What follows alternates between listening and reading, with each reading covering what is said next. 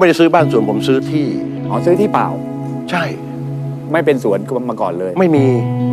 ไม่สนุกหรอก อืมคุณต้องไปทำมันจะรู้จักมัน คุณทำทุกอย่างกับตัวคุณเองคุณจะได้รู้จักตัวคุณเอง แต่บางคนทำอะไรกับตัวเองก็ไม่รู้จักเพราะไม่เคยคิดก็ได้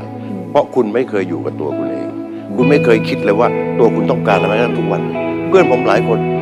โอ้อยากไปอยู่อย่างคุณบ้างเลย เดี๋ยวรอให้เกษียณก่อนเลยพอเกษียณแล้วคุณจะใช้เงินทั้งชีวิตคุณที่คุณเก็บไว้ เพื่อจะรักษาตัวคุณเองหรือพยาบาลตัวเองหรือเก็บไว้กิน